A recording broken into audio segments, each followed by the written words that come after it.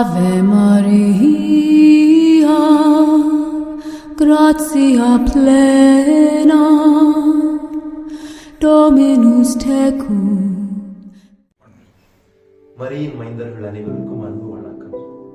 இன்று மே மாதம் 28ஆம் தேதி. இன்னைக்கு நம்ம எந்த மாதாவை பத்தி பார்க்க போறோம்னா, குறை தீர்க்கும் குழந்தை மாதா. அது என்னங்க குழந்தை மாதா? வழக்கமா குழந்தை இயேசு கேள்விப்பட்டிருப்போம். அப்புறம் சின்ன சின்ன புனிதர்கள் நம்ம கேள்விப்பட்டிருப்போம். சின்ன டோமினிக் சாவியோ அந்த மாதிரி சின்ன புனிதர்கள் கேள்விப்பட்டிருப்போம். மாதாவே குழந்தையா இருக்கிறாங்க. என்ன ஆச்சரியம் பார்த்தீங்களா? குறை தீர்க்கும் குழந்தை மாதான்னு சொல்லி காங்கேயத்துல போனீங்கன்னா இருக்கிறாங்க. அந்த மாதாவை பத்தி இன்னைக்கு பார்க்க போறோம்.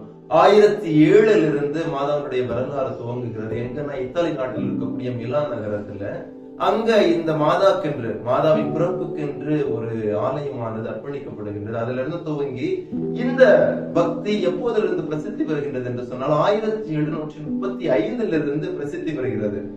கிளாரா சபையை சேர்ந்த ஒரு அருட்கண்ணி தன்னோட சொந்த ரூம்ல ஒரு களிமண்ணை எடுத்து மாதாவை அதுலயே செஞ்சு, குழந்தை மாதாவை செஞ்சு தன்னுடைய ரூம்ல வச்சு மாதாவிடம் வேண்டிக் கொண்டு இருந்திருக்கின்றார். அதற்கு பிற்பாடு அங்க இருக்கக்கூடிய ஆயர், மிலான் நகர் ஆயர்கிட்ட அதை அர்ப்பணிக்கிறார். அங்கிருந்து கைமாறி சென்ற 1756 சிஸ்டர்ஸ் ஆஃப் சேரிட்டி, கருணை நற்சகோதரிகள் இருக்கிறாங்கல்ல, அவங்க கையில போகுது. அப்போ அவங்க கையில போன உடனே அவங்க என்ன செய்யறாங்க அப்படின்னு சொன்னா, ஒவ்வொரு ஆண்டும் செப்டம்பர் 8ஆம் தேதி அந்த மாதாவை எடுத்து அவர்கள் வைத்திருக்கக்கூடிய மருத்துவமனையிலே வெளிப்புறமாக வைக்கிறார்கள். அங்க வந்து செல்வோர்கள் அனைவரும் ஜெபித்து விட்டு செல்லும் வண்ணமாக அதை வைக்கிறாங்க. வந்தவங்க எல்லாரும் பிரேயர் பண்ணிட்டு போறாங்க. அற்புத நிகழ்வு நிறைய நடக்குது. அதுல ஒரு நிகழ்வு, ஒரு நவத்துறவி இந்த மாதாவிடம் வருகிறார்.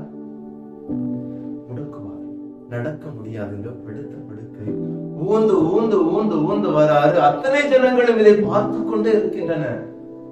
அந்த துறவி அவ்வளவு நம்பிக்கையோடு அழுத வண்ணமே ஊந்து ஊந்து வந்து அந்த மாதாவுடைய சுரூபத்தை கையில் எடுத்து முத்துவாருங்க. நம்பிக்கையோடு முத்துவார். என்ன நடந்ததுன்னு தெரியாது சுத்தி இருக்கிறவர்களுக்கு. ஆனால் அவர் முத்தி அடுத்த கணமே மாதா புது பொலிவு பெறுகிறார். இன்னைக்கு நீங்க குழந்தை மாதா அப்படின்னு அடிச்சு பாத்தீங்க அப்படின்னு சொன்னா, யூடியூப்லயும் சரி, நீங்க மத்த வலைத்தளங்களை அடிச்சு பாத்தீங்கன்னா அவ்வளவு அழகா இருப்பாங்க. அதுக்கு முன்பாக இருந்த மாதா வேற, இவர் முத்தையதுக்கு பிற்பாடு இருக்கக்கூடிய மாதா வேற. அதுக்கு அப்புறம் இவருக்கு இருக்கக்கூடிய முடக்குவாதமும் சரியாகின்றது.